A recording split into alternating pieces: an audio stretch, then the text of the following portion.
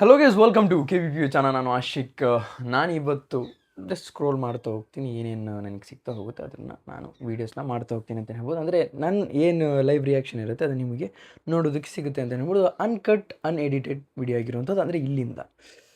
So obviously ನಾನು ಟ್ವಿಟರಿಗೆ ಹೋಗ್ತೀನಿ, ಯಾಕೆಂದರೆ ಅಪ್ಡೇಟ್ಸ್ನ ಗೊತ್ತಾಗೋದಕ್ಕೋಸ್ಕರ. ನಾನು ಯಾರನ್ನ ಫಾಲೋ ಮಾಡ್ತೀನಿ ಅವ್ರ ಹತ್ರ ನನಗೆ ಅಪ್ಡೇಟ್ ಕೂಡ ಸಿಗುತ್ತೆ ಅಂತಲೇ ಹೇಳ್ಬೋದು. ಸೊ ಇಲ್ಲಿ ಬಂದಾಗ ಇಲ್ಲಿ ನಮಗೆ ನೋಡೋಕ್ಕೆ ಸಿಗುತ್ತೆ, ಇಂದು ನೀವು ನಿಜವಾಗಿಯೂ ರಾಜನಂತೆ ನಿಂತಿದ್ದೀರಾ, ವಿಜಯ್ ಗೆಲುವಿಗೆ ಶಿವಣ್ಣ ಹರ್ಷ. ಓಕೆ, ಇವ್ರ ಬೇಲ್ ಸಿನಿಮಾ ರಿಲೀಸ್ ಆಗ್ತಾಯಿದೆ ಆಯಿತಾ. ಈ ಕಡೆ ತಲಪತಿ ವಿಜಯ್ ಅವ್ರದ್ದೊಂದು ಸಿನಿಮಾ ರಿಲೀಸ್ ಆಗಬೇಕಿತ್ತು. ಇನ್ನು ಚೀಫ್ ಮಿನಿಸ್ಟರ್ ನಿಂತ್ಕೊಂಡು ಅವ್ರ ಸಿನಿಮಾನ ಅವರೇ ರಿಲೀಸ್ ಮಾಡಿಸ್ಕೊತಾರೆ. ಎಷ್ಟು ಇಂಪಾರ್ಟೆಂಟ್ ಅಂತ ಈ ಸಿನಿಮಾ ಈ ಎಲೆಕ್ಷನಿಗೋಸ್ಕರ ತುಂಬಾ ಇಂಪಾರ್ಟೆಂಟ್ ಆಗಿತ್ತು, ಪಿ ಆರಿಗೋಸ್ಕರ ತುಂಬಾ ಇಂಪಾರ್ಟೆಂಟ್ ಆಗಿತ್ತು. ಆದರೆ ಅದೇನು ಇಲ್ದಲೇ ವಿನ್ ಆಗಿದ್ದಾರಲ್ಲ, ಅದು ಅದ್ಭುತವಾಗಿರೋಂಥ ವಿಷಯ. ಜಸ್ಟ್ ಸಿನಿಮಾ ರಿಲೀಸ್ ಮಾಡ್ಸೋಕ್ಕಾಗ್ದೇನೆ ಆದರೂ ಕೂಡ ಅವ್ರು ಗೆದ್ದಿದ್ದಾರೆ ಅಂತಂದರೆ ಇನ್ನು ಅವ್ರನ್ನ ತಡೆಯೋದಕ್ಕೆ ಯಾರ ಕೈಯಿಂದನೂ ಸಾಧ್ಯ ಇಲ್ಲ ಅಂತಲೇ ಹೇಳ್ಬೋದು. ಸೊ ಒಳ್ಳೆ ವಿಷಯ ಅಂತಲೇ ಹೇಳ್ಬೋದು. ಅದಾದಮೇಲೆ ನೋಡೋಣ, ಬೃಂದಾವಿಹಾರಿ 1 ಮಿಲಿಯನ್, ರಾಧಾ ಅನ್ನೋ ಸಾಂಗಿಗೆ 1 ಮಿಲಿಯನ್ ಆಗಿದೆ. And to be honest, golden star Ganesh ಅವರು ಇದರಲ್ಲಿ ತುಂಬಾ ಗೋಲ್ಡನ್ ಆಗಿ ಕಾಣ್ತಿದ್ದಾರೆ ಅಂತಲೇ ಹೇಳ್ಬೋದು. ಆ್ಯಂಡ್ ನನಗಿದೊಂದು ಫ್ರೆಶ್ ವೈಬ್ ಕೊಡ್ತಾ ಇದೆ. ಇವರ ಲವ್ ಸ್ಟೋರಿಯ ಒಂದು ಟ್ರ್ಯಾಕ್ ಏನಿದೆಯಲ್ಲ, ಮತ್ತೆ ಆ ಥರದ್ದು ಒಂದು ಸಿನಿಮಾನ ಮಾಡ್ತೀರ ಅಂತ ಹೇಳ್ಬೋದು. ಅವ್ರಿಗೆ ಅದೇ ಸೂಟ್ ಆಗೋದು ಕೂಡ. ಹಾಗೆಯೇ ಇಲ್ಲಿ ಯಾರು, ವಿನಯ್ ರಾಜ್ಕುಮಾರ್ ಅವರು ಮರ್ಫಿಯ ಡೈರೆಕ್ಟರ್ ಜೊತೆ ಒಂದು ಒಳ್ಳೆ ಕೊಲಾಬ್ರೇಷನ್ ಮಾಡಿದ್ದಾರೆ ಅಂತ ಹೇಳ್ಬೋದು.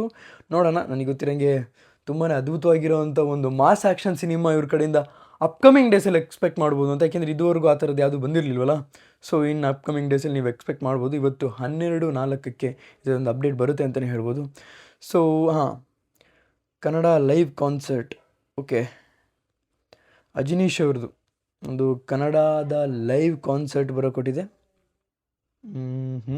ಓಕೆ, ಅದಾದಮೇಲೆ ಇನ್ನೇನಿದೆಯಪ್ಪ ಅಪ್ಡೇಟ್ ಅಂತಂದರೆ, ಪೀಟರ್ ಸಿನಿಮಾ ಹೇಗಿದೆ, ಲೈಕ್ ನೀವು ಯಾರಾದರೂ ನೋಡಿದರೆ ದಯವಿಟ್ಟು ಕಮೆಂಟ್ ಸೆಕ್ಷನ್ ತಿಳಿಸಿ. ಯಾಕೆಂದರೆ ಗ್ರ್ಯಾಂಡ್ 25 ಡೇಸ್ ಅಂತ ಹಾಕಿದ್ದಾರೆ. ಸೊ ಆ ಥರದ್ದು ಏನಾದರೂ ನೋಡೋ ಅಂತ ಇದೆಯಾ, ಟಿಕೆಟ್ ಕೊಡೋದ್ರಲ್ಲಿ ಬರ್ತಿದೆಯಾ, ನೋಡಿದರೆ ದಯವಿಟ್ಟು ಕಮೆಂಟ್ ಸೆಕ್ಷನ್ ತಿಳಿಸಿ. ಯಾಕೆಂದರೆ ನಾನು ಯಾವಾಗಲೂ ಮಾತಾಡೋದೇನಂತಂದರೆ, ನನ್ನ ಅಪ್ಡೇಟಲ್ಲಿ ಕೊಡೋದೇನಂತಂದರೆ, ನೀವು ನೋಡಿ ಗುರು, ನೋಡಲೇಬೇಕು ಅನ್ನೋಂಥದ್ದು ಮಾತ್ರ ನಾನು ಮಾತಾಡ್ತೀನಿ ಆಯಿತಾ. ಸೊ ಅದಾದಮೇಲೆ ಇನ್ಯಾವುದಪ್ಪ,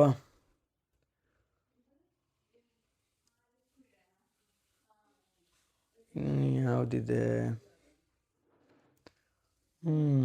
city light cinema mainly Duniya Vijay ಅವ್ರು ಮಾಡ್ತಿರೋದ್ರಿಂದ ಇದರ ಮೇಲೆ ಒಂದು ನಂಬಿಕೆ ಇದೆ ಅಂತಲೇ ಹೇಳ್ಬೋದು. ಭಾವ ಅನ್ನೋ ಒಂದು ಸಾಂಗ್ ಬಂದಿದೆ. ಆ್ಯಂಡ್ ಒಂದು ಸೆಕೆಂಡ್, ನನಗೆ ಆಡಿಯೋ ಕೇಳಿಸ್ಕೊಳ್ಳೋಣಂತೆ. ಮಧ್ಯದಲ್ಲಿ ಏನು ವೀಡಿಯೋ ಬಂತು ಅಂತ ನೋಡ್ತೀನಿ. ನೋಡಿ ಏನು ಪ್ರಾಬ್ಲಮ್ ಇಲ್ಲ. ಆಮೇಲೆ ನಾನು ತೋರಿಸಿಲ್ಲ ಅನ್ಬಾರ್ದು. ಅಯ್ಯೋ ಬೇಡ. ಕಮೆಂಟ್ ಹಾಕಿದ್ದಾರೆ ನೋಡಿ, KFI situation is so bad when you are halfway through the year and not a single Shivanna movie has released. In a normal calendar year, he had half a dozen movies of filmography within 6 months. ಹೌದು, ಆ ರೀತಿ ಬ್ಯಾಡ್ ಸಿಚುವೇಶನಿಗೆ ಹೋಗಿದೆ. ಅಂದರೆ ಶಿವಣ್ಣ ಅವ್ರದ್ದೇ cinema ಬರ್ತಾ ಇಲ್ಲ ಅಂದರೆ just ಅರ್ಥ ಮಾಡ್ಕೊಳ್ಳಿ.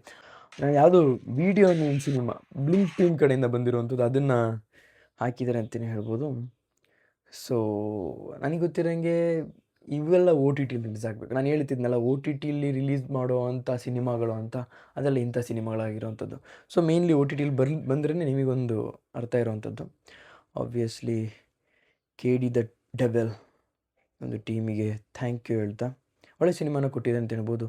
ನಿಜ, ಕನ್ನಡ ಇಂಡಸ್ಟ್ರಿ ಸಿಚುವೇಶನ್ ತುಂಬಾ ವರ್ಸ್ಟ್ ಆಗಿದೆ. ಅಂಥದ್ರಲ್ಲಿ KD ಸಿನಿಮಾ ಬಂದಿದ್ದು ತುಂಬಾ ಒಂದು ಪ್ಲಸ್ ಪಾಯಿಂಟ್ ಅಂತಲೇ ಹೇಳ್ಬೋದು.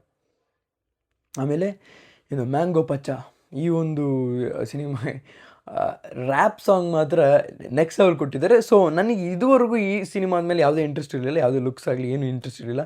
ಯಾವಾಗ ರಾಹುಲ್ ಡಿಟ್ಟು, MC ಬಿಜು ಇವರೆಲ್ಲ ಬಂದುಬಿಟ್ಟು ರ್ಯಾಪ್ ಸಾಂಗ್ ಕೊಟ್ಟರಲ್ಲ, ಏನೋ ಖಡಕ್ಕಾಗಿದೆ ಗುರು ಸಿನಿಮಾ ಅಂತ ಅನ್ನಿಸ್ತಾ ಇದೆ. ಓಕೆ, ಅದಾದಮೇಲೆ ಇನ್ಯಾವುದೂ ಇಲ್ಲ. ಹಂಗಂತ ಒಂದು ಸಿನಿಮಾ ಲವ್ ಮೊಕ್ಟೈಲ್ ಸಿನಿಮಾ ಏನಿದೆ OTTಲಿ ಬರ್ತಿದೆ ನೋಡಿ. ಡೆವಿಲ್ ಸಿನಿಮಾ ಇನ್ನೂ OTTಲಿ ಬಂದಿಲ್ಲ. ಅದಕ್ಕೆಲ್ಲ ರೀಸನ್ಸ್ ನಿಮಗೆಲ್ಲರಿಗೂ ಗೊತ್ತು. ರಿಲೀಸ್ ಆದಮೇಲೆ ನಾವು OTTಲಿ ಬಿಡೋಣ. ಆಗ ಡಿ ಬಾಸ್ ಅವರ ಹೆಸರು ರನ್ನಿಂಗಲ್ಲಿರುತ್ತೆ, ಅಂದರೆ ಅಪ್ಕಮಿಂಗ್ ಸಿನಿಮಾಗೂ ಸರಿಯಾಗುತ್ತೆ ಅಂತ ಹೇಳ್ಬಿಟ್ಟು. ಡಿ ಬಾಸ್ ಅವ್ರು ಇದ್ದಿದ್ರು ಕೂಡ ಈ ವರ್ಷಕ್ಕೊಂದು ಸಿನಿಮಾನ ಆರಾಮಾಗಿ ಕೊಟ್ಟಿರೋರು ಗುರು. ಈಗ ಲವ್ ಮಾಕ್ಟೇಲ್ 3 ಸಿನಿಮಾ ಏನಿದೆ ಇದು ನಿಮಗೆ 8ನೇ ತಾರೀಕು ಬರ್ತಾ ಇದೆ, ಅಂದರೆ OTTಯಲ್ಲಿ, ಅಂದರೆ ನಾಳೆನೇ. ಜನನಾಯಕನ್ ಸಿನಿಮಾನ ಇನ್ನು ನನಗೆ ಗೊತ್ತಿರಂಗೆ ಆದಷ್ಟು ಬೇಗ ರಿಲೀಸಿಗೆ ಇಟ್ಕೋಬೋದು ಅಂತ ಅಂದ್ಕೊತೀನಿ. ಆಬ್ವಿಯಸ್ಲಿ ಇದನ್ನೇ ಇನ್ನು ಫೋಕಸಲ್ಲಿ ಇರ್ತಾರೆ, ಯಾಕೆಂದರೆ ಅವ್ರು ಅಪ್ಕಮಿಂಗ್ ಡೇಸಲ್ಲಿ ನಿಮ್ಗೆ ಯಾವುದೇ ಕಾರಣಕ್ಕೂ ವಿಜಯ್ ಅವ್ರದ್ದು ಸಿನಿಮಾ ನೋಡೋದಕ್ಕೆ ಸಿಗಲ್ಲ ಸದ್ಯಕ್ಕೆ. ಅವ್ರು ಮತ್ತೆ ಸಿನಿಮಾಗೆ ಬರ್ತಾರೆ, ಆದರೆ ಸದ್ಯಕ್ಕೆ ಬರೋಕ್ಕಾಗಲ್ಲ. ಅದಕ್ಕೋಸ್ಕರ ಯಾವುದು ವಿಜಯ್ ಅವ್ರ ಸಿನಿಮಾ ನೆಕ್ಸ್ಟ್ ಲೆವೆಲಲ್ಲೇ ಬರುತ್ತೆ. ಒಂದು CM ಸಿನಿಮಾ ನೋಡೋದಂದ್ರೆ ಹೆಂಗಿರುತ್ತೆ ಹೇಳಿ, ಅದ್ಭುತವಾಗಿರುತ್ತೆ ಗುರು. ಅಷ್ಟೇ, ಇನ್ನೇನಿಲ್ಲ.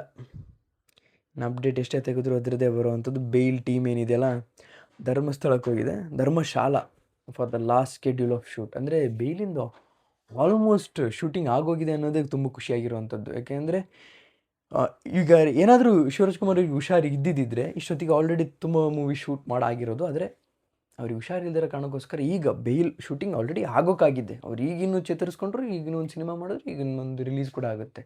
ಅವ್ರು ಎಷ್ಟೆಷ್ಟು ಕ್ಯಾಮಿಯೋ ಮಾಡಿದ್ರು ಕೂಡ ಅವ್ರ ಸಿನಿಮಾ ಬಿಡಲ್ಲ ಗುರು. ಆದರೆ ನಮ್ಮ ಇಂಡಸ್ಟ್ರಿ ದೊಡ್ಡ ದೊಡ್ಡ ಹೀರೋಸಿಗೆ ಏನಾಗಿದೆ ಅಂತ ಗೊತ್ತಿಲ್ಲ. ಸೊ ಟಾಕ್ಸಿಕ್ ಇನ್ ಅಪ್ಕಮಿಂಗ್ ಡೇಸಲ್ಲಿ ನಿಮಗೆ ಜಾಸ್ತಿ ಅಪ್ಡೇಟ್ ಸಿಗುವಂಥದ್ದೇನು ಟಾಕ್ಸಿಕ್ ಆಗಿರುವಂಥದ್ದು. ಯಾಕೆಂದರೆ ನಮಗೆ ನೀವು ರಾಮಾಯಣ ಮಾತಾಡಿ ಪರವಾಗಿಲ್ಲ, ಆದರೆ ಟಾಕ್ಸಿಕ್ ಬಗ್ಗೆ ಎಷ್ಟೆಷ್ಟು ಮಾತಾಡಿದ್ರೂ ಕೂಡ ಕಮ್ಮಿನೇ. ಯಾಕೆಂದರೆ ಅದರದ್ದು PR ಹೋಗುವಂಥದ್ದು ತುಂಬಾ ಜಾಸ್ತಿ ಹೋಗಬೇಕು.